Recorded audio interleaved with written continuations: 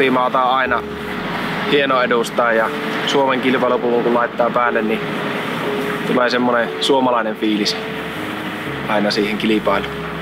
Kyllähän se on kunniatehtävä kuulua Suomen maajoukkueeseen ja edustaa sitten maata siniristilipun kanssa, että niitä ei kuitenkaan, niitä kertoja arvostaa aina, että siihen syttyy eri lailla.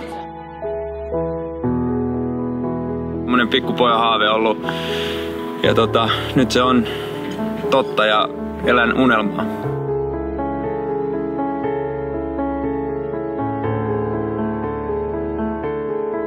On kasvanut suomalaiseen kulttuuriin, ennen kaikkea ruokakulttuuriin, niin kyllä se ruokapöytä Suomessa on parasta maailmassa. Sitä rauhaa ja puhdasta luontoa. Ruisleipä.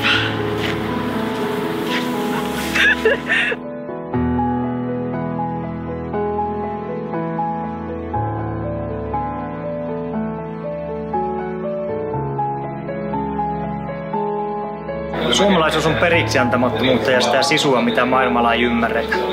Sisu. Sisua. Sisu. Sisu. Suomalaisuus on kuitenkin jotakin ainutlaatuista ja se, että jos me tuodaan tänne suomalaiseen talviseen korpimetsään ketä tahansa ulkomailta, niin kyllähän meillä Suomessa on aika paljon ainutlaatuisia asioita. Me saamme olla ylpeitä siitä, että me ollaan suomalaisia. Toivotan koko Suomen hiihtomaajoukkueen puolesta hyvää itsenäisyyspäivää. Hyvää itsenäisyyspäivää. Hyvää itsenäisyyspäivää. Hyvää itsenäisyyspäivää. Hyvää itsenäisyyspäivää. Hyvää itsenäisyyspäivää koko Suomen kansalle.